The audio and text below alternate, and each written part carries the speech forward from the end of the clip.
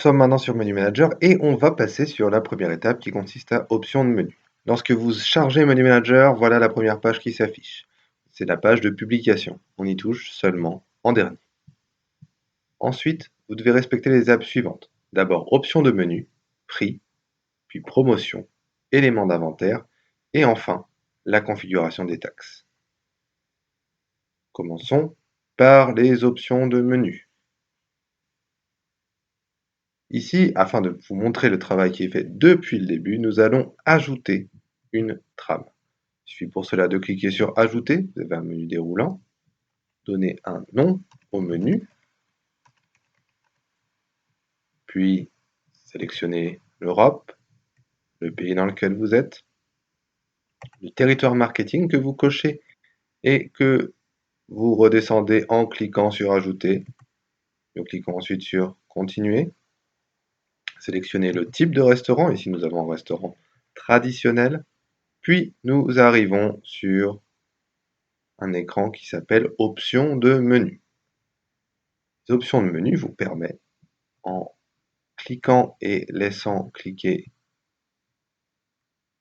pour faire glisser sur un pavé, les différentes options que vous souhaitez mettre en place dans votre restaurant. Si je regarde de plus près, j'ai des options pour des boissons, des mini-subs, des sandwichs et des accompagnements. Comment cela va se matérialiser sur la caisse?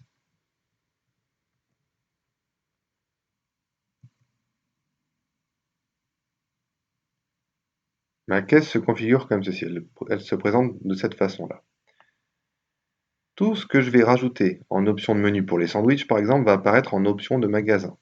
Ici, je n'ai pas d'option de magasin, mais je pourrais aisément naviguer et voir où elles sont. Idem pour les accompagnements. Je vais voir dans mes options de magasin, et là, par exemple, je peux sélectionner les 24 cookies parce que je les ai ajoutés sur mes options de menu. Idem pour les boissons, je peux ajouter, par exemple, ma canette de bière. Toutes les options qui vont s'ajouter iront dans Options de magasin.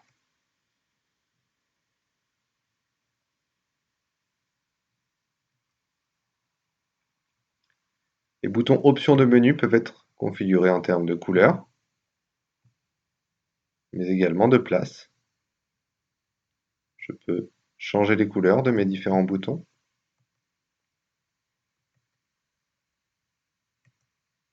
Et les déplacer.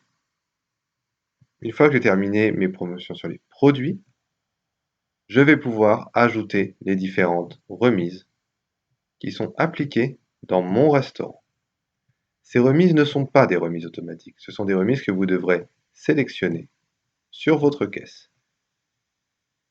Elles sont divisées en plusieurs catégories, un montant déduit, un BOGO, éventuellement des offres spéciales, articles gratuits, d'autres remises, des remises en pourcentage, des remises à prix fixe et ici un rabais sur toute la commande que je peux activer.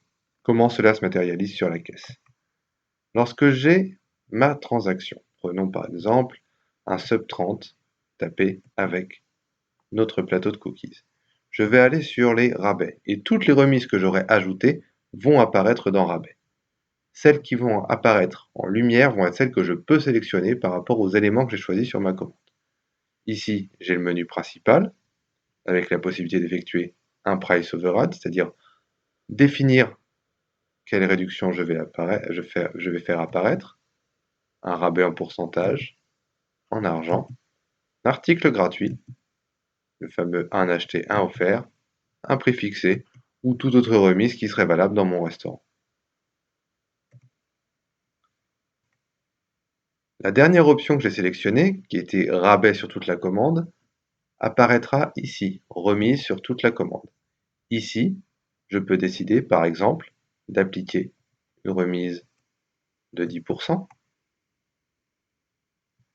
Je peux également définir le prix qu'aura à payer mon client, 15 €, ou alors effectuer une déduction du montant de 2 €. La remise sur toutes les commandes peut être pratique en cas de réduction exceptionnelle.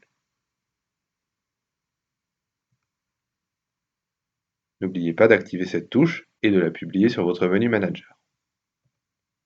Une fois que j'ai fini ma trame, il suffit de la sélectionner comme terminée. Si je la sélectionne comme non terminée, je ne pourrai pas la publier sur ma caisse. Donc il faut bien la sélectionner comme étant terminée, puis cliquer sur enregistrer et terminer.